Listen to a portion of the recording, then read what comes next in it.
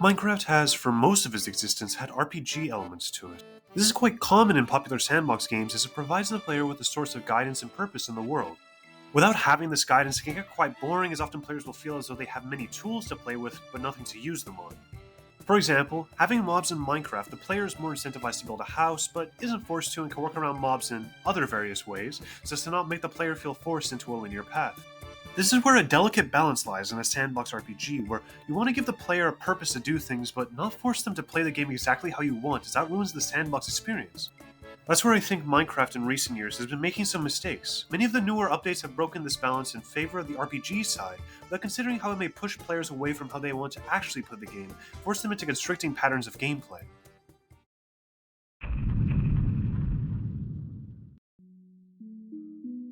The most recent update, Trails and Tales, is definitely one of the biggest culprits of this. Though, where did they go wrong? This update would appear to have many things very positive for a player autonomous experience. The addition of trimmings to customize your armor how you want, archaeology adding an entire new way to play the game and progress by getting diamonds, these major things seem really positive. However, this update also had a change that has been fairly controversial for a lot of people. That's been them adding the netherite armor upgrade that you require to be able to get up to netherite armor. I personally, when I first saw this mechanic, thought it was fairly cool, as I enjoyed the RPG elements and going to Piglin Bastions, especially because I love music discs like Pickstep. However, after further thinking about it and seeing people's comments on my video talking about Netherite, I realized that a lot of people have had their preferred method of playing the game screwed over. See, by making it required to go to Piglin Bastions, suddenly this resource that prior had two forms of collection, Bastions and mining, now is effectively being force-fed to players in the Bastion form. This is really rough for players who don't want to explore bastions or just enjoy bed mining, as suddenly not only do you need to explore a bastion and hope for a netherite upgrade, which can sometimes not even spawn in one bastion, but the mechanic of duplicating the upgrade effectively makes your prior methods much more grindy, as you now need 7 diamonds each time you want to make a new upgrade template, which is really punishing. Though it is reasonable to want to make farming netherite a more exciting process, this really just changes little, as players who enjoyed going to bastions before, like me, feel at most a little more excited finding the new upgrade. Players who didn't just now feel screwed over.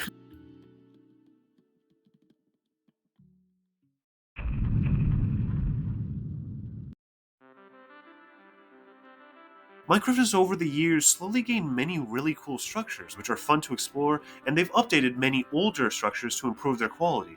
Namely things like the ruined nether portal, which have become really common ever since the nether update, and villages being upgraded quite a bit and being common because they've been added to so many biomes. However, something me and other people have noticed is the startling increase in structure saturation in worlds, which changes the value of them in a pretty rough way. See, prior when structures were more rare, it always felt really exciting to find them and kind of a little adventure when you saw a structure, as it was very common in a world that you could beat the entire game without finding certain structures. However, now the saturation has gotten to the point where it's hard to walk 10 blocks without seeing another village or pillager outpost or abandoned nether portal. The sphere density of these structures makes each of them feel much less special and really changes the vibe of the world, where it feels less like you came into a fresh new world that has things to explore if you choose, or can just work as a canvas for you imagine.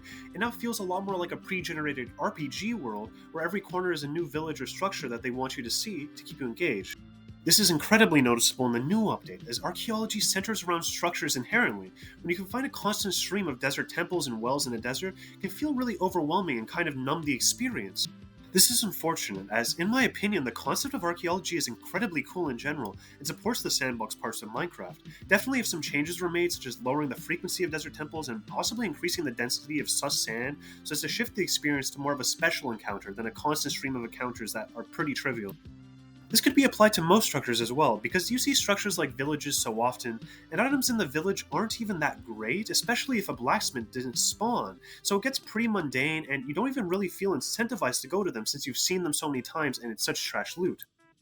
Another possibility for fixing this could simply be adding an option to lower structure spawn rates, as currently your only option for structures is fully disabling them, which kinda sucks as structures are nice, just a bit too forced. Though I do personally think some structures have fine spawn rates, like ancient cities and woodland mansions, so hopefully these effects would apply only to more constant structures like ruined nether portal.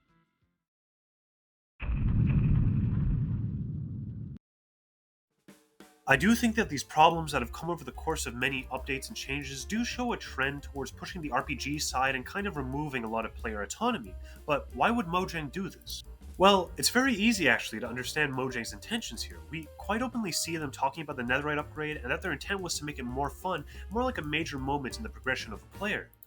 This is really reasonable from the perspective that raiding a bastion and stuff is fun.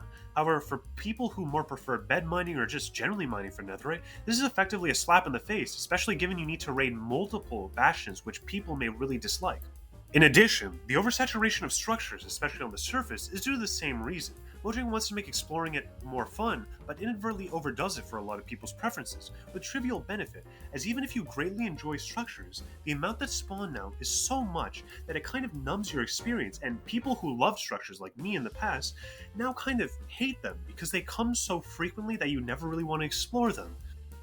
So we see that Mojang intends to make the game more fun and just accidentally causes these problems, which is fair. No one thinks Mojang is intentionally trying to screw over certain players. However, I do hope Mojang goes about fixing these issues that have arisen and hopefully avoid them in future updates, as they do affect a lot of players quite negatively. I hope you guys enjoyed the video, and if you have any opinions, please leave them in comments. A lot of the inspiration for doing this video came from people's opinions I read on the last video's comments, so they are really interesting for me to read, and I love responding to them. Regardless, I hope you guys have a nice day, and I'll see you in the next video.